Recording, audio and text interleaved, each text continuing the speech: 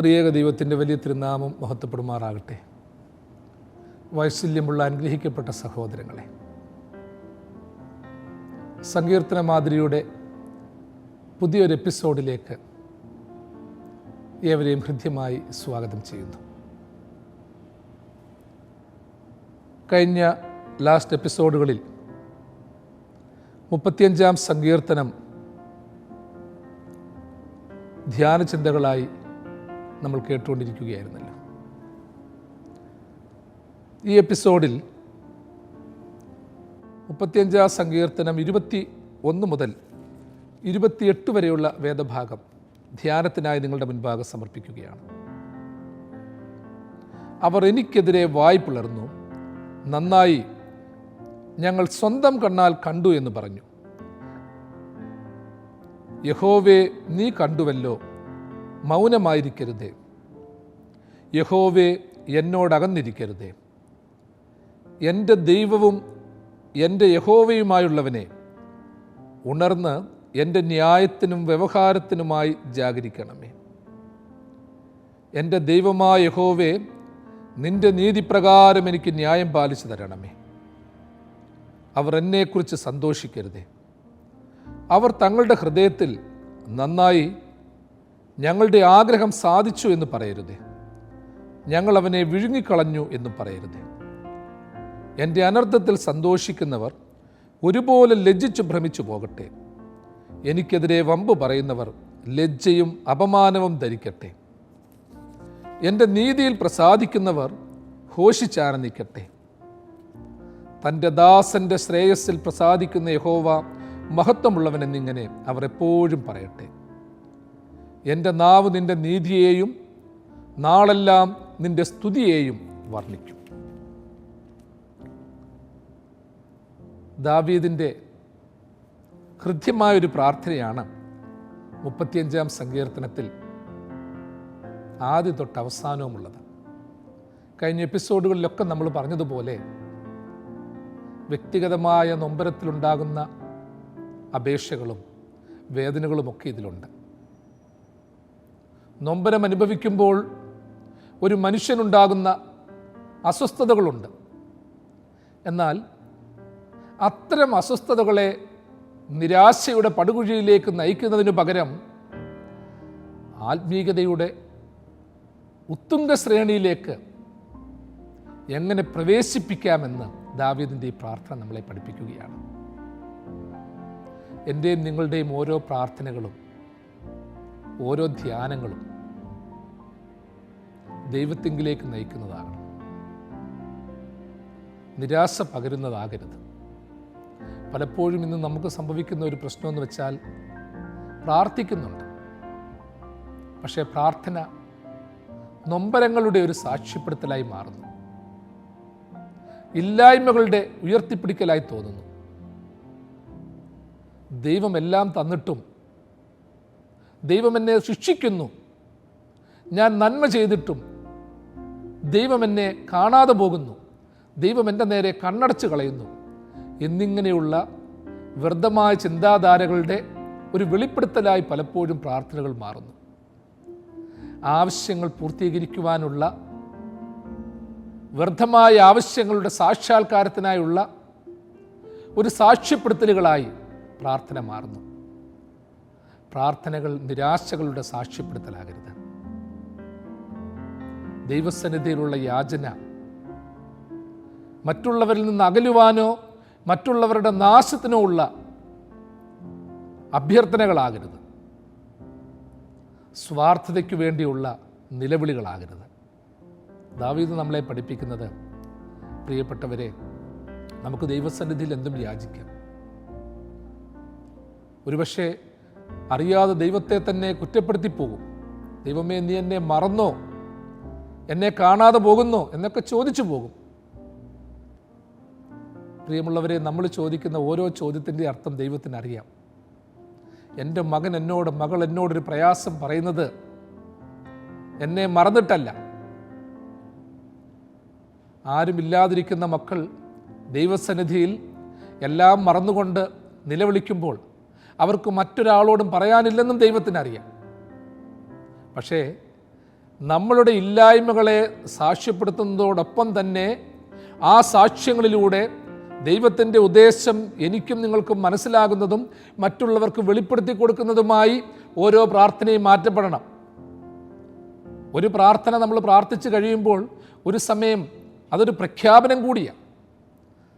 അതുകൊണ്ടാണ് നമ്മുടെയൊക്കെ പ്രാർത്ഥനാക്രമങ്ങളിലുള്ളത്, പ്രാർത്ഥനകൾ ചൊല്ലിക്കഴിയുമ്പോൾ അത് വിശ്വാസ പ്രഖ്യാപനമാണ്. പ്രതിസന്ധികളെ നമ്മൾ അതിജീവിച്ച വെളിപ്പെടുത്തലുകളാണ്. മറ്റുള്ളവരെ ദൈവസന്നിധിയിലേക്ക് നയിക്കുവാനുള്ള ആഹ്വാനമാണ്. ഇവിടെ അല്ലാതെ, ദൈവസന്നിധിയിലല്ലാതെ മറ്റൊരു അഭയകേന്ദ്രമില്ല എന്നുള്ള ഓർമ്മപ്പെടുത്തലാണ്. ഇതിൻ്റെയൊക്കെ പിന്നാലെയുള്ളൊരു പ്രാർത്ഥനയാണ് നമുക്ക് വേണ്ടത്. നമ്മൾ ഓർത്തോണം, നമ്മുടെയൊക്കെ പലപ്പോഴും തോന്നുമ്പോൾ ഓർക്കും പ്രസംഗം, പാട്ട്, ധ്യാനം, പ്രാർത്ഥന. എന്നാൽ അങ്ങനെ മാത്രമല്ല, ഒരു പ്രാർത്ഥനയിൽ ഹൃദയം നുറുങ്ങിയുള്ള പ്രാർത്ഥനകളും പാട്ടുകളുമുണ്ട്. ഒരു പ്രാർത്ഥനയിൽ ഒരു വലിയ ആഹ്വാനമുണ്ട്. ഒരു പ്രാർത്ഥനയിൽ പരാതികളും പരിഭവങ്ങളും ഒക്കെ കടന്നു വരും. അതിൻ്റെ അപ്പുറവുമായിട്ട് യാത്ര ചെയ്യാൻ ഒരു വഴിയുണ്ട്, ഒരു വാതിലാണ്.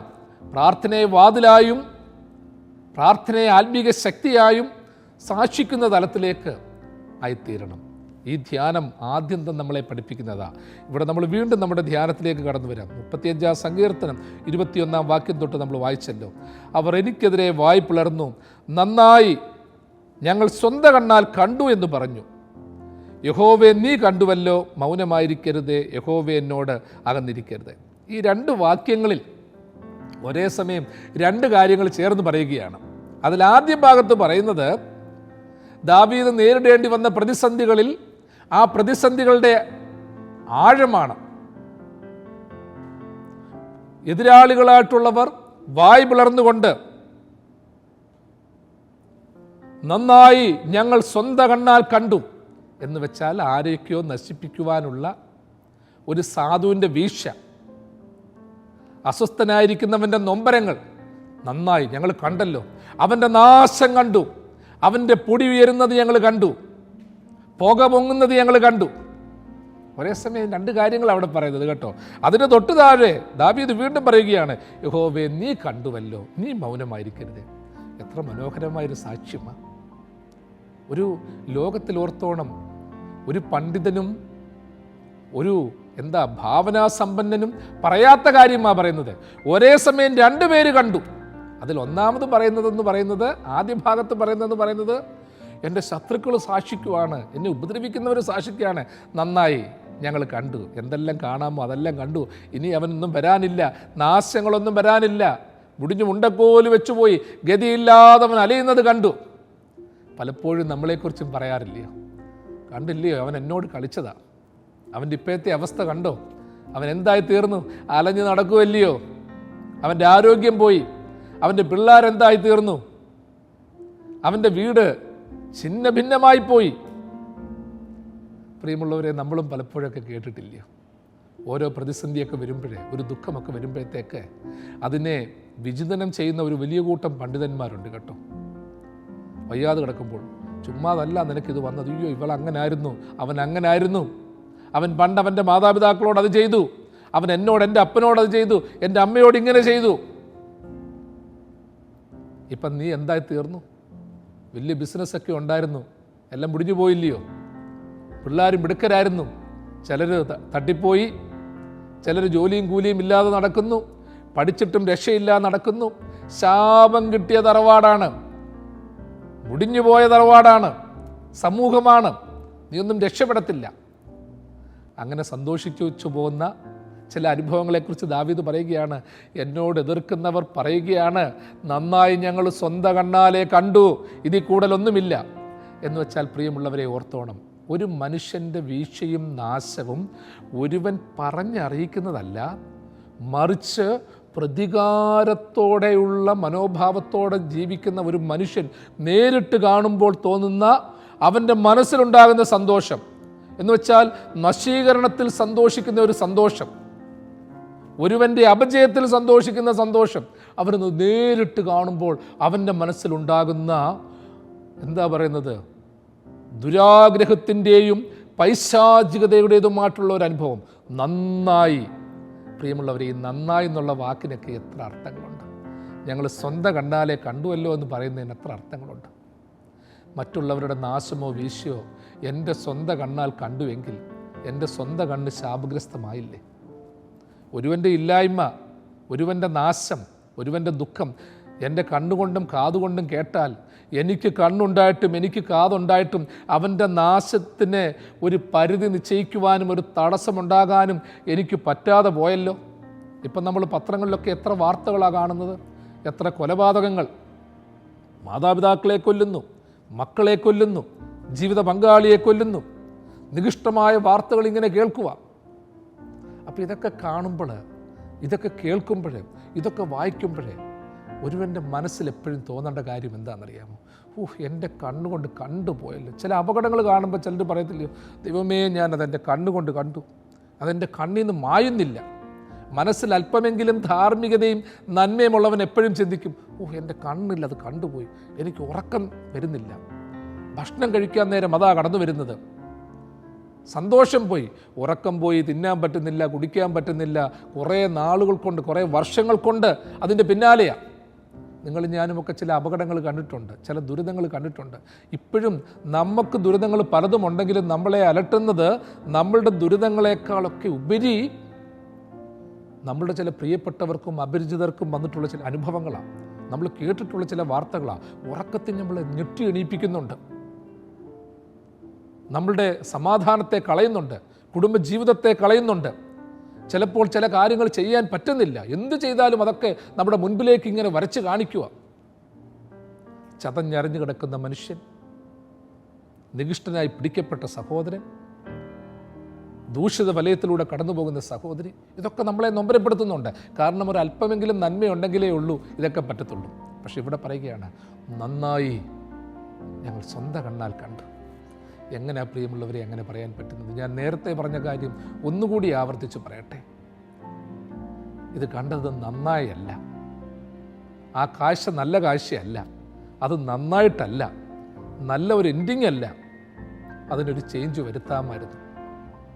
അങ്ങനെ ഒരു അപകടം വന്നതിൻ്റെ പിന്നിൽ, അവിടെ ഒരു ദുരിതം വന്നതിൻ്റെ പിന്നിൽ എൻ്റെ ഒരു പ്രാർത്ഥനയുടെ കുറവുണ്ട്, എൻ്റെ ഒരു വിശുദ്ധിയുടെ കുറവുണ്ട്, എൻ്റെ ഒരു നന്മയുടെ കുറവുണ്ട്, ദൈവത്തോടുള്ള സാമീപ്യത്തിൻ്റെ കുറവുണ്ട്. ആ ഒരു വീഴ്ചയ്ക്ക് വേണ്ടി അല്ല ഞാൻ കാത്തിരിക്കേണ്ടത്. ശീമോനും ഹന്നായും ദേവാലയത്തിൽ വെച്ച് കുഞ്ഞിനെ കൈകളിലേന്തി തലമുറകളായി കാത്തിരുന്ന സന്തോഷം എൻ്റെ സ്വന്തം കണ്ണാൽ കണ്ടല്ലോ എന്ന് സാക്ഷിച്ച ഒരു അനുഭവമുണ്ട്. നിങ്ങളും ഞാനുമൊക്കെ പ്രിയമുള്ളവരെ, മറ്റുള്ളവരുടെ നാശത്തിൻ്റെ പുക കണ്ട് നന്നായെന്ന് പറയുന്നവരുടെ കൂട്ടത്തിലാകരുത്.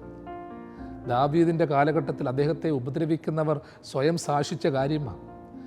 അത് ദാവീദ് ദൈവസന്നിധി പറയുക, ദൈവമേ അവർ പറയുന്നല്ലോ, അയ്യോ നന്നായി, ഞങ്ങൾ സ്വന്തം കണ്ണാൽ ഇതൊക്കെ കണ്ടു, അവൻ്റെ പുക പൊങ്ങുന്നത് വരെ കണ്ടിട്ടാണ് ഞങ്ങൾ പോരുന്നത്, ഇനിയും അവൻ പോരത്തില്ല. നമ്മൾ സിനിമകളിലും മറ്റും കണ്ടിട്ടില്ലയോ, ഗുണ്ടകളായിട്ടുള്ളവർ, മാഫിയകളായിട്ടുള്ളവർ അവരുടെ എതിരാളികളെ വളഞ്ഞിട്ട് കൊല്ലുന്നു, വാഹനങ്ങൾ തീ കത്തിക്കുന്നു, എന്നിട്ട് കത്തിച്ച് കഴിയുമ്പോൾ അവസാനം വരെ നോക്കി നിൽക്കുക.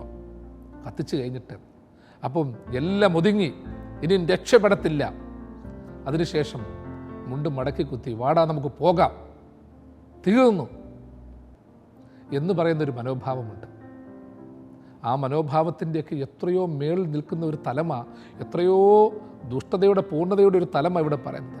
ഞങ്ങൾ സ്വന്തം കണ്ണാൽ കണ്ടു, ഒരുവൻ്റെ നാശം കണ്ട് ഞങ്ങൾ സ്വന്തം കണ്ണാൽ കണ്ടു എന്ന് പറയുന്നതല്ല. ദൈവസന്നിധി നമുക്ക് പ്രാർത്ഥിക്കാം, എൻ്റെ ദൈവമേ അങ്ങനൊന്നും കാണാതിരിക്കട്ടെ. നമ്മളെവിടെയെങ്കിലും പോകുമ്പോൾ ദൈവമേ എനിക്ക് അപകടം പറ്റില്ലേ എന്ന് മാത്രമല്ല, എൻ്റെ കുടുംബത്തിന് നാശം വരുത്തരുത് എന്ന് മാത്രമല്ല, നമ്മുടെ മുൻപിലൂടെയൊക്കെ കടന്നു പോകുന്നവർ, വാഹനത്തിൽ പോകുന്നവർ കാണും, അതിവേഗത്തിൽ പോകുന്നവർ കാണും, ഒരുപക്ഷെ ദൈവത്തെ മറന്ന് ജീവിക്കുന്നവർ കാണും. പക്ഷേ അവരുടെ കുടുംബത്തിലുമൊക്കെ സാധുക്കളായ മനുഷ്യരുണ്ട്, അവരെ ആശ്രയിച്ച് ജീവിക്കുന്നവരുണ്ട്. അതുകൊണ്ടൊന്നും ഇതൊന്നും കാണാനിടയാകരുതേ. ശലോമോൻ രാജാവ് ഒരു പ്രത്യേക കാലഘട്ടത്തിൽ പറഞ്ഞു, ശലോമോന് ദൈവം വലിയ ബുദ്ധി കൊടുത്തു, അറിവിജ്ഞാനവും ഒക്കെ കൊടുത്തു, ഉന്നതനാക്കി. പക്ഷേ തൻ്റെ മിസ്രയീമ്യ ഭാര്യമാരുടെ നിർബന്ധത്തിന് വഴങ്ങി ഫറവോമാരുടെ വിഗ്രഹങ്ങൾക്ക് ബലി കൊടുക്കുവാൻ വരെ അവൻ തയ്യാറായിപ്പോയി. അവൻ അറിഞ്ഞും അറിയാതെയും അതിന് തയ്യാറായി. അവസാനം ദൈവം അവന് കൊടുക്കുന്ന, പ്രവാചകനിലൂടെ കൊടുക്കുന്ന ഒരു ദർശനമുണ്ട്. നാശത്തിലേക്ക് പോകുന്നു, നിന്റെ ശേഷം രാജ്യം നശിക്കും, തകർന്നു പോകും. ശരിയാണ്, രഹബിയാമിൻ്റെ കാലഘട്ടം എത്തിയപ്പോഴത്തേക്ക് ഇസ്രായേൽ തകർന്നു. സലോമോൻ ഭയപരവശനായി പറയുന്നുണ്ട്, ദൈവമേ, എൻ്റെ കാലത്ത് അതൊന്നും ഭവിക്കത്തില്ലല്ലോ, എൻ്റെ കണ്ണുകൊണ്ട് അതൊന്നും കാണണ്ടായല്ലോ, എനിക്ക് ശേഷമാണല്ലോ.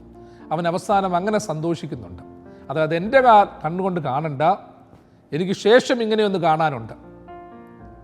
ഇന്ന് നിങ്ങളും ഞാനും ഒക്കെ പ്രിയമുള്ളവരെ ചിന്തിക്കണം. നമ്മൾ ചെയ്യുന്ന ചില തിന്മകളുടെയും നമ്മൾ പറയുന്ന ചില ദുഷ്വാക്കുകളുടെയും ഒക്കെ പരിണിത ഫലം നമ്മൾ തന്നെ കാണേണ്ടതായിട്ട് വരും. സ്വന്തം കണ്ണാൽ കാണേണ്ടത് വരും. മറ്റൊരുവൻ്റെ നാശം കണ്ട്, അപജയം കണ്ട് സന്തോഷിച്ചിട്ടുണ്ടെങ്കിൽ നമ്മളുടെ തലമുറകളുടെ നാശം നമ്മളും കണ്ടേ പറ്റത്തുള്ളൂ. ആ തലത്തിലൂടെ കടന്നു പോയേ പറ്റത്തുള്ളൂ. അതുകൊണ്ട് സന്തോഷത്തിൻ്റെ കാഴ്ചകൾ കാണാനിടയാകട്ടെ. ദൈവം എന്തിനായി കണ്ണുകൾ തന്നേക്കുന്നത്, കാതുകൾ തന്നേക്കുന്നത്, ഓർമ്മയും ബുദ്ധിയും ഒക്കെ തന്നേക്കുന്നത്? ആരുടെയൊക്കെയോ സന്തോഷത്തിന് കാവലാളാകാനാണ്, ആരുടെയൊക്കെയോ സമാധാനത്തിന്, സംതൃപ്തിക്ക് സംരക്ഷകരാകാനാണ്. അതിനുവേണ്ടിയുള്ള ഒരു തലത്തിലേക്ക് ഘട്ടം ഘട്ടമായി പ്രവേശിക്കാൻ സാധിക്കണം. അപ്പോൾ ഇതിൽ ഓർത്ത് ഒന്നാമത്തെ ഭാഗത്ത് പറയുന്നത്, ദുഷ്ടതയോടെ പ്രവർത്തിക്കുന്നവർ എല്ലാം നന്നായി, ഞങ്ങൾ ആഗ്രഹിച്ചതുപോലെ നടന്നു, അവസാനം നടന്നു, സ്വന്തം കണ്ണാൽ കണ്ടു എന്ന് പറയുന്നു എന്ന് ദാവീദ് ദൈവസന്നിധിയിൽ പറഞ്ഞിട്ട് തൊട്ടടുത്ത വാക്യത്തിൽ പറയുന്നു, ഞാൻ നേരത്തെ പറഞ്ഞതുപോലെ, യഹോവേ നീ കണ്ടുവല്ലോ, മൗനമായിരിക്കരുതേ. യഹോവേ നീ കണ്ടുവല്ലോ, മൗനമായിരിക്കരുതേ. യഹോവേ എന്നോട് അകന്നിരിക്കരുതേ. ഈ യഹോവ എന്നുള്ള വാക്ക്, ഞാൻ അതിനെക്കുറിച്ചൊരു കാര്യം പ്രത്യേകിച്ച് സൂചിപ്പിച്ചുകൊള്ളട്ടെ. ഇന്നത്തെ പലരും പല വ്യാഖ്യാനങ്ങളും കൊടുക്കുന്നത്, യഹോവ എന്ന് പറയുന്നത് ഇസ്രായേലിൻ്റെ ദൈവമല്ല, അവൻ യുദ്ധവീരനാണ്, മറ്റുള്ളവരുടെ നാശം കണ്ട് സന്തോഷിക്കുന്നവനാണ്, ശത്രുക്കളെ ഇല്ലായ്മ ചെയ്യുന്നവനാണ്, അതുകൊണ്ട് യഹോവയല്ല ദൈവം എന്നൊക്കെയുള്ള പഠിപ്പിക്കലുകൾ പലരും നടത്തുന്നുണ്ട്.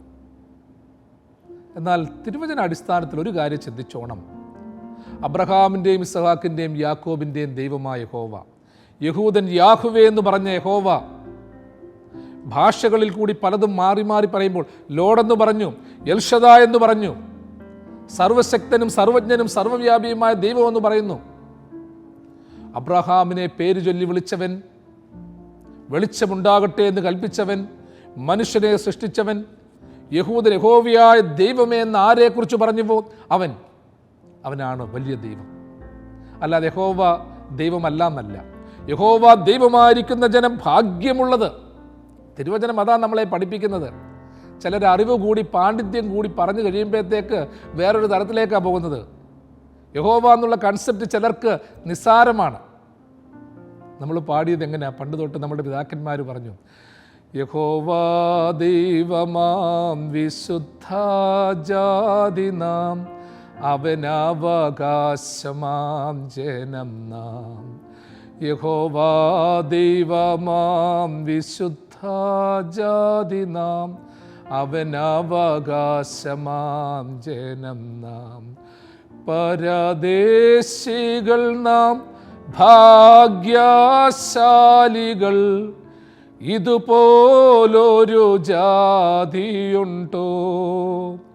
പരദേശികൾ നാം ഭാഗ്യശാലികൾ, ഇതുപോലൊരു ജാതിയുണ്ടോ? അവരീ തലത്തിൽ അപമാനം നമുക്കവകാശമെന്നോർത്തിടേണം. അവനായി കഷ്ടത ഏൽക്കുകിൽ തേജസ്സിൽ, അനന്തായുഗം വാണിടും നാം. അവനായി കഷ്ടത ഏൽക്കുകിൽ തേജസ്സിൽ, അനന്തായുഗം വാണിടും നാം. യഹോവ ദൈവമാം വിശുദ്ധ ജാതി നാം, അവനവകാശമാം ജനം നാം. പ്രിയമുള്ളവരെ, യഹോവ ദൈവമാണ്. അബ്രഹാമിൻ്റെയും ഇസ്ഹാക്കിൻ്റെയും യാക്കോബിൻ്റെയും ദൈവം എന്ന് ആരെക്കുറിച്ച് പറയുന്നുവോ അവനാണ് യഹോവ. എൽഷദായ് എന്നാരെക്കുറിച്ച് പറയുന്നുവോ അവനാണ് യഹോവ. സർവശക്തനും സർവജ്ഞനും സർവ്വവ്യാപിയും എന്നാരെക്കുറിച്ച് പറയുന്നുവോ അവനാണ് യഹോവയായ ദൈവം. അതുകൊണ്ടാണ് സങ്കീർത്തനത്തിലും തിരുവചന ഭാഗങ്ങളിലുമൊക്കെ യഹോവേ എന്നുള്ള ആ നീട്ടിയുള്ള വിളി, വലിയ പ്രതീക്ഷയോടുള്ള വിളി, യഹോവയ്ക്ക് രക്ഷ നൽകുമെന്നുള്ള പ്രതീക്ഷയോടുള്ള വിളി, തൻ്റെ ജനത്തെ വീണ്ടെടുക്കുമെന്നുള്ള പ്രതീക്ഷയോടെയുള്ള അനുഭവം ദൈവസന്നിധിയിൽ നടത്തുന്നത്. അതുകൊണ്ട് ദാവീദ് പറയുന്നു, വീണ്ടും പറയുന്നു, യഹോവേ നീ കണ്ടുവല്ലോ. അതായത് ഒരു ഭാഗത്ത് നിഷേധത്തോടുകൂടി ദുർമനസ്സോടുകൂടി ഞങ്ങൾ സ്വന്തം കണ്ടാൽ എല്ലാ നാശങ്ങളും കണ്ടു, ഇനിയും എഴുന്നേറ്റ് വരത്തില്ല എന്ന് കണ്ടു എന്ന് പറഞ്ഞ അനുഭവത്തിൽ സമൂഹത്തിലെ ഒരു വിഭാഗം അർമാദിക്കുമ്പോൾ ദാവീദ് പറയുന്നു, യഹോവേ നീ കണ്ടുവല്ലോ. ആരെങ്കിലുമൊക്കെ എന്തെങ്കിലുമൊക്കെ പറയട്ടെ, എന്തെങ്കിലുമൊക്കെ കേൾക്കട്ടെ, ഞാൻ തിരസ്കൃതനായെന്ന് വിലയിരുത്തട്ടെ, എന്നാൽ ദൈവമേ നീ ഒന്ന് കാണുന്നുണ്ടല്ലോ. നിന്റെ നോട്ടം മനുഷ്യർ കാണുന്നത് പോലെയല്ല. ഞാൻ ചാരമായി പോയാലും, നമ്മൾ പറയത്തില്ലേ ഫയർ ഫ്രം ദ പെരിൽ എന്ന് വെച്ചാൽ ചാരം മൂടിക്കിടക്കുകയാണ്, അതിൻ്റെ ഉള്ളിലും നല്ല കനലുണ്ട്. ചാരത്താൽ മൂടപ്പെട്ടെങ്കിലും അതിനുള്ളിലും നല്ലൊരു കനലുണ്ട്. എൻ്റെ പ്രിയപ്പെട്ടവരെ, നമ്മളെ ശക്തീകരിക്കുവാൻ ആ ഒരു കനലും മതി. ഇന്ന് ലോകത്തിൻ്റെ ഒരു പ്രത്യേകത എന്തെന്നറിയാമോ? ഈ ചാരത്താൽ മൂടപ്പെട്ട കനലിനെ കുറിച്ച് മാത്രമേ നമ്മൾ പറയത്തുള്ളൂ. എന്നാൽ അതിനൊരു ക്രിയാത്മകതയുണ്ട്, ഒരു രക്ഷയുടെ സന്ദേശമുണ്ട്. എന്നാൽ ഇന്ന് ഓർത്തോണം, ഇന്ന് കനലിനാൽ ചുറ്റപ്പെട്ട ചാരവും കൂടി ഉണ്ടെന്ന് ഓർത്തോണം. നമ്മൾ നോക്കുമ്പോൾ, പുറമേ നോക്കുമ്പോൾ എല്ലാം കനല, എല്ലാം കത്തിക്കിടക്കുക. ചിലപ്പോൾ ചില തീക്കനലുകളെ നമ്മൾ കാണത്തില്ലയോ, നല്ല കത്തിക്കിടക്കുവാണ്, ഊതി കത്തിച്ചിട്ടേക്കുക, ആളിക്കത്തുക. ആളിക്കത്തുന്നത് പോലെ പെട്ടെന്നില്ലായ്മയായി. അതുകൊണ്ടാണ് നമ്മളെപ്പോഴും ഓർക്കുന്നത്, ചാരം മൂടിക്കിടക്കുകയാണെങ്കിലും കനലിന് ശക്തി ഉണ്ടെങ്കിൽ അതേത് നിമിഷവും ആളിക്കത്തും. അതേസമയം കനലാണെങ്കിലും ചാരം ഒട്ടുമേയില്ലെന്ന് തോന്നിയാലും പെട്ടെന്ന് ചാരമായി പോകും. അപ്പം ചാരമായി പോകുന്ന കനലുകളുടെ പിന്നാലെയാ ഇന്നത്തെ ലോകം ഓടിക്കൊണ്ടിരിക്കുന്നത്. ചാരമായി പോകുന്ന ശക്തിയില്ലാത്ത കനലുകൾ. ചിലപ്പോൾ നമ്മൾ നോക്കുന്ന ഉടനെ കനലൊക്കെ ഉണ്ടെന്ന് തോന്നും, ഇങ്ങനെ ചെറിയ കാറ്റൊക്കെ അടിക്കുമ്പോൾ ഇങ്ങനെ തീ ഉണ്ടെന്ന് തോന്നിപ്പോകും. പക്ഷെ ആളിക്കത്താൻ ശക്തിയില്ലാത്ത കനലുകളാണ്. ആളിക്കത്താൻ ശക്തിയില്ലാത്ത, പ്രതീക്ഷയില്ലാത്ത, ഒരു ഗ്ലാസ് വെള്ളം പോലും തിളപ്പിക്കുവാൻ ശക്തിയില്ലാത്ത, ചൂട് നൽകാത്ത കനലുകളുടെ ഭൗതികതകളുടെ മറവിൽ നിങ്ങളും ഞാനുമായിരിക്കുകയാണ്. അല്പം പണമൊക്കെ കിട്ടിക്കഴിയുമ്പോൾ, അല്പം സമ്പത്തൊക്കെ കിട്ടിക്കഴിയുമ്പോൾ, അല്പം പ്രതീക്ഷയൊക്കെ ആയിക്കഴിയുമ്പം നിങ്ങളും ഞാനുമൊക്കെ ചിന്തിക്കും, എടാ ഇതൊക്കെ മതി, എനിക്കെല്ലാം ആയിക്കഴിഞ്ഞു, എനിക്കിനി ഒന്നും വേണ്ട, നേടാനൊന്നുമില്ല. പ്രിയമുള്ളവനെ, ജീവിതം മൊത്തവും ചാരത്താൽ മൂടപ്പെട്ടെന്ന് തോന്നിയാലും നിനക്കൊരു കനലുണ്ട്. കാരണം ദൈവം നിന്നെ കാണുന്നുണ്ട്. ലോകം നിന്നെ കണ്ട് എന്തൊക്കെയോ പറഞ്ഞുണ്ടാക്കി. നീ മോശക്കാരനാന്ന് പറയും, നീ രക്ഷപ്പെടാത്തവനെന്ന് പറയും, നീ ഗതി പിടിക്കത്തില്ല എന്ന് പറയും, നിൻ്റെ വിദ്യാഭ്യാസം പോരാ എന്ന് പറയും, വലിയ രോഗങ്ങളിലൊക്കെ കിടക്കുമ്പം ഇനി എഴുന്നേറ്റ് വരത്തില്ല എന്ന് പറയും. ഇപ്പോൾ തളർന്നു കിടക്കുന്നവരാണെങ്കിലും, ക്ലേശത്തിലാണെങ്കിലും, ആരുടെയും സപ്പോർട്ടില്ലാത്തവരാണെങ്കിലും, പ്രിയമുള്ളവനെ, നീ എഴുന്നേറ്റ് വരും. കാരണം ദൈവം നിന്നെ നോക്കി, നിൻ്റെ ജീവിതത്തിലെ ബലഹീനത കണ്ടു. നിൻ്റെ കുഞ്ഞുങ്ങളെ ദൈവം കണ്ടിട്ടുണ്ട്, നിൻ്റെ തലമുറകളെ ദൈവം കണ്ടിട്ടുണ്ട്. പ്രിയപ്പെട്ട സഹോദരി, ജീവിതത്തിലെല്ലാ നൊമ്പരങ്ങളും ഏറ്റ് നിൻ്റെ ഹൃദയം തകർന്നിരിക്കുകയാണെങ്കിലും നിൻ്റെ ഹൃദയത്തെ ദൈവം കാണുന്നുണ്ട്. നമ്മൾ ദൈവസന്നിധിയിൽ പ്രാർത്ഥിക്കേണ്ട പ്രാർത്ഥന, ദൈവമേ നീ കണ്ടല്ലോ എൻ്റെ മനസ്സിനെ, എൻ്റെ ഭാവിയെ, എൻ്റെ പ്രാർത്ഥനയെ, എൻ്റെ നിലവിളിയെ നീ കണ്ടല്ലോ. യഹോവ കണ്ടാൽ മതി പ്രിയമുള്ളവരെ, മറ്റുള്ളവർ കാണണമെന്നൊന്നുമില്ല. യഹോവ കണ്ടിട്ടുണ്ടെങ്കിൽ കാണേണ്ടവരെയൊക്കെ കാണിക്കും, അറിയിക്കേണ്ടവരോടൊക്കെ പറയും. നമ്മൾ ആരോടും പറയാൻ വെമ്പണമെന്നൊന്നുമില്ല. ഇവിടെ അതാ പറയുന്നത്. തുടർന്നുള്ള കാര്യങ്ങളിലൊക്കെ ദൈവസന്നിധിയിൽ തങ്ങളെ തന്നെ സമർപ്പിച്ചുകൊണ്ട് ദാവീദ് പ്രാർത്ഥിക്കുകയാണ്. യഹോവേ എന്നോടകന്നിരിക്കരുതേ, യഹോവേ എന്നോടകന്നിരിക്കരുതേ. നിങ്ങളും ഞാനും ദൈവസന്നിധിയിൽ പ്രാർത്ഥിക്കേണ്ട ഒറ്റ കാര്യം അത്രയേ ഉള്ളൂ. എൻ്റെ താഴ്ചയിൽ എന്നോടൊപ്പമുള്ള എൻ്റെ ദൈവത്തിൻ്റെ കരുണ, എന്നോടൊപ്പം ആയിരിക്കുന്ന ദൈവത്തിൻ്റെ കരുണ അത് ഉൾക്കൊള്ളുവാൻ സാധിക്കണം. അതാ പാട്ടുകാരൻ പാടിയത്.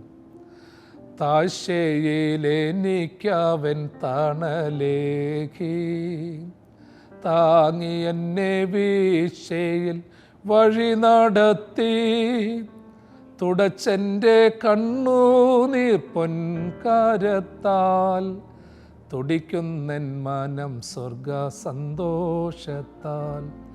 തുടച്ചെൻ്റെ കണ്ണുനീർ പൊൻകരത്താൽ, തുടിക്കുന്നൻ മനം സ്വർഗ സന്തോഷത്താൽ.